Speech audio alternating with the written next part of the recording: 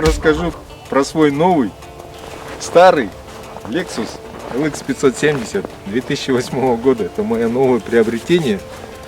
Новое, но уже 9 месяцев. 9 месяцев я его выношу. Свежий снежок. Выехали за город, чтобы поснимать. Наконец-то решился снять следующий видосик для вас с новой машиной.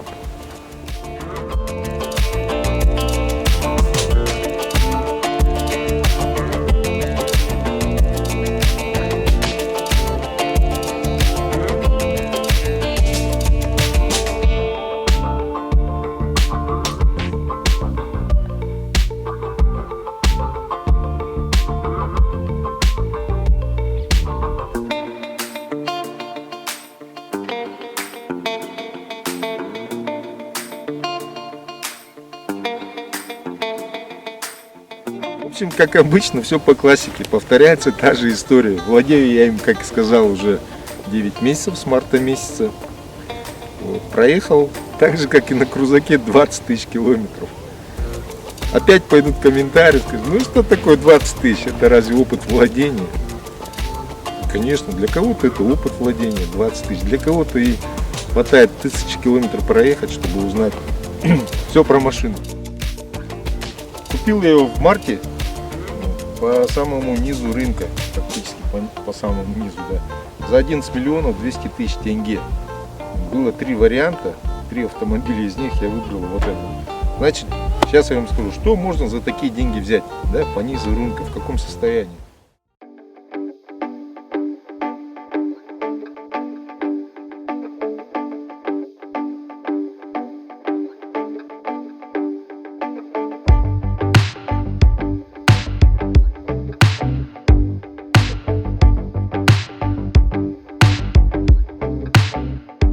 Комплектация, это американец, комплектация не полная, но нету таких опций, которые в принципе не нужны, каждый день ими не пользуешься. Это подогрев руля, что еще, декстроника нет и нет проектора на лобовое стекло, да, проектор скорости. Я думаю, я считаю, что это не такие прям важные опции, без которых не обойтись. Вот. Теперь скажу, что я сразу сделал после покупки этого автомобиля. Значит, пробег на момент покупки был где-то 239 тысяч миль. Вот я не знаю, это реальный пробег, нереальный, может быть и скрученный, но скорее всего скрученный. В первую очередь я купил аккумулятор. Аккумулятор был никакой, сдох на второй день. Значит, купил я аккумулятор сотку. Турецкий аккумулятор, обошелся, я уже точно не помню, где-то 36 или 38 тысяч тенге. Потом, что я еще сделал? Поменял по 2 салимблока на рычагах, да, спереди. На том. Получается 4 салимблока. Все это обошлось вместе с работой. Замена салимблоков 40 тысяч тенге. Затем поменял радиатор охлаждения. Основной радиатор. Здесь стоял китайский радиатор, да, ну, для продажи, наверное, сделали, поставили какой-то. Радиатор поменял, поставил бэушный, но оригинальный. Не ремонтированный, можно сказать, в отличном состоянии. Вот с тех пор я уже проехал 20 тысяч, даже. Соответственно, когда менял радиатор, поменял полностью антифриз. Следующее, что я сделал, это я поставил датчики шины. Их здесь вообще не было. Из-за этого у меня горел там значок давления шин. Датчики обошлись, значит, купил я эти датчики, дубликаты. Один датчик в районе 6 тысяч тенге. 6 тысяч тенге. 4 датчика, 6 4, 24 тысячи я за датчики отдал. И плюс 3 тысячи это прописка этих датчиков. Вот. Ну и все, самое основное вот это было. Потом купил шины летние, АТ-шные поставил. Хотя здесь стояли в отличном состоянии, можно сказать, шины. Они у меня сейчас в гараже лежат. Но они были китайские, обычные шоссейные. Так как я езжу по плохим дорогам, везде гоняю, там, ну, чтобы понадежнее было, я купил японские шины, АТ-шки. Все. Этого мне хватило, чтобы доездить до сегодняшнего дня. Пробег соответственно, за 9 месяцев у меня получился где-то в районе 20 тысяч километров.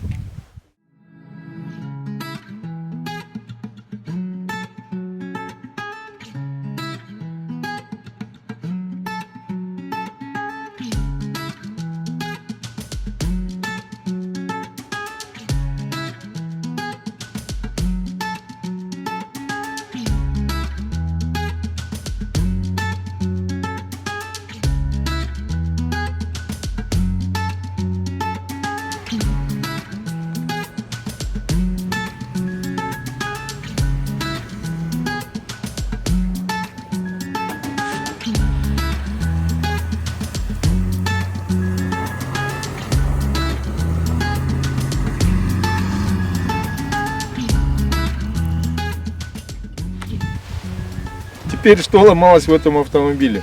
Осенью полетел стартер. В стартере что сломалось? В стартере сломалась планетарка. Пластиковая такая планетарка с зубчиками. Вы знаете, такое устройство. Вот оно.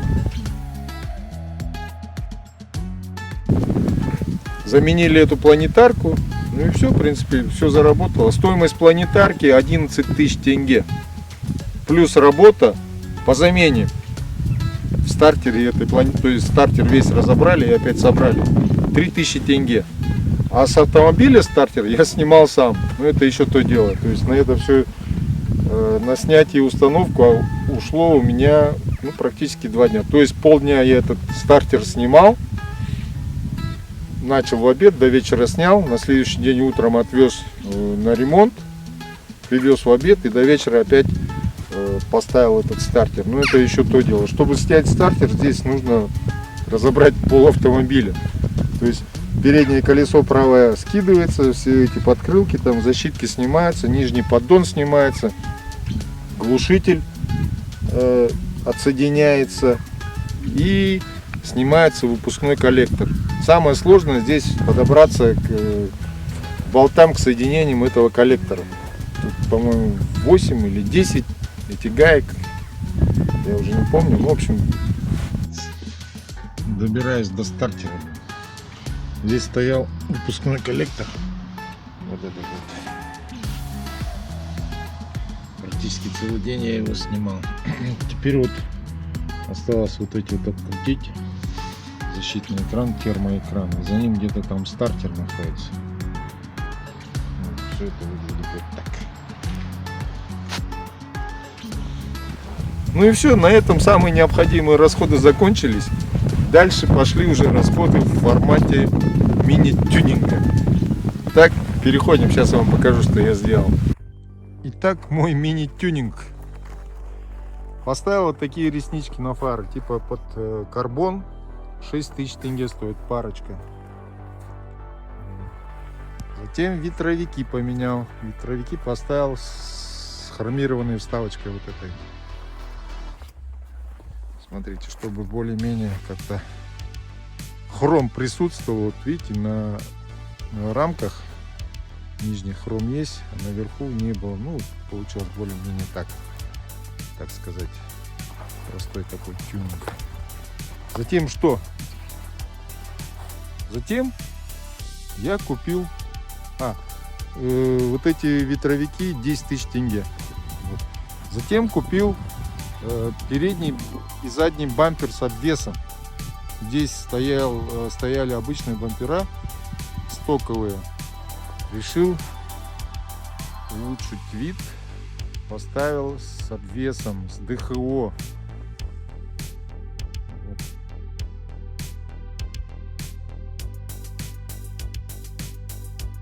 Ну, чуть-чуть осечка вышла. Задний бампер у меня не подошел. Сейчас вот стоит задний бампер свой родной стоковый с обвесом, лежит в гараже. Он не подошел из-за вот этого фаркопа. Сейчас стоит крышка под фаркоп. Здесь фаркоп съемный, то есть снимается вот эта крышка и вставляется такой палец шарнир, да? Это американец. Я как понимаю, бампер я взял от араба или от европейцев. Там такое небольшое отверстие, вот такой заглушки нет. Кто знает, на европейцах, по-моему, и на арабах, у них фаркоп все время торчит. Уже жестко закреплен на гайки, на болты там, не знаю. Поэтому этот бампер не подошел. Будем продавать, искать бампер именно вот под такой фаркоп. К сожалению, он не подошел. Значит, работа по установке и покраске переднего бампера 50 тысяч тенге. То есть бампера я купил за 100 тысяч тенге перед, зад, плюс работа, установка и покраска переднего бампера 50 тысяч тенге. Так, что еще сделал? Ну, в принципе, все. Дальше будем работать над внешним видом. Вообще, в планах в будущем, наверное, сделаю рестайлинг. Рестайлинг под 16-20 год. Вот. Замена дисков, естественно. Диски стоят здесь от рестайлинга от 2012 года. Но мне они не очень нравятся. Как бы поставим более-менее какие-нибудь, найдем валдовский или вайдер. Затем полностью перешьем салон. Салон, в принципе, в нормальном состоянии, только сиденье, кожа, все. Ну, сделаем более современный, освежим. Цвет, может быть, сиденье поменяем, кожу. Посмотрим. Теперь насчет замены масла. В двигатель здесь входит 7,5 литров. Заливаю я 5В30 синтетику. И обходится это мне все с заменой фильтров. Это масляный, воздушный и салонный фильтр. Обходится все это в 40 тысяч тенге. То есть от 30 до 40 тысяч. В зависимости от масла, да, от бренда, от производителя. Итак, подведем итог по финансовым затратам. Самые необходимые работы с запчастями обошлись в 160 тысяч тенге. То есть это замена радиатора, аккумулятора, салимблоков и так далее. Да? Ремонт обошелся в 14 тысяч тенге. Это ремонт стартера. Следующее, что шины, бампера, это уже не обязательно, потому шины были хорошие. Шины, бампера, ветровики и так далее в 458 тысяч тенге.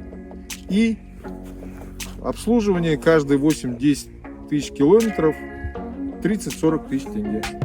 Ну и все. В общем, пока такие расходы, пока такие затраты. Теперь предстоящие работы. Нужно заменить две передние стойки стабилизатора. Дубликаты стоят в районе 4,5 тысяч тенге. Оригиналы, я не помню, где-то от 12 до 17 тысяч тенге за одну штуку. Ну это работа, это я все сам сделаю, то есть бесплатно получится, да? Теперь следующее, что еще нужно сделать. Не работает круиз-контроль. Круиз-контроль, нужно будет тоже разобраться, снять, посмотреть шлейф. Если, может быть, отгорела, оторвалась, там, повредилась одна дорожка, то, как я читал, можно сделать перепиновку. То есть перекинуть, есть свободные дорожки, перекинуть на них, сделать перепиновку. И что еще нужно сделать? Не работает подогрев переднего пассажирского сидения, то есть обдув. Скорее всего, там блок стоит, или как это называется, коммутатор, нужно будет его поменять. Вообще не знаю, нужно залезть и посмотреть, может быть, где-то контакт отошел. Ну и все, предстоящую работу, как я говорил уже, может быть, сделаю рестайлинг. Рестайлинг под 16-20 год. Пока что такие. Теперь, какие плюсы и минусы? Плюсы — это то, что это большой вместительный автомобиль, да? Хорошая грузоподъемность. То есть на нем спокойно можно перевести 7-8 человек, да? Задний ряд еще есть, это вообще 7-местный автомобиль. Грузоподъемность тоже хорошая. Недавно перевозил 300 килограмм, дал в багажник, он даже не чувствует. Так, следующее что? Комфорт. Идет мягко. Бездорожье практически не чувствую, то есть какую-то дорогу спокойно проезжает. Что еще? Какой плюс? Авторитетность на дороге, уважение на дороге. Сразу все уважают, дорогу уступают и так далее. Из минусов. Какие минусы? Минусы — это расход топлива и налог. Транспортный налог. Ну, по большому счету, транспортный налог не касается этого автомобиля, он больше касается наших там людиков, которые сидят на верхушке и которые придумывают эти налоги. В остальном я всем доволен, этот автомобиль вполне устраивает. Да, по налогу теперь я скажу. Налог именно на вот этот автомобиль за 9 месяцев использования, получается с марта месяца до декабря, в этом году я буду платить 248 тысяч тенге. Если бы я платил полностью за весь год, за 12 месяцев, получается 325 тысяч тенге. И это касается автомобилей, ввезенных до 2013 года. Если бы вот этот автомобиль был ввезен после 2013 года сюда, к нам в Казахстан, то налог был бы уже за 12 месяцев где-то в районе 535 тысяч тенге. Налог, я вам скажу,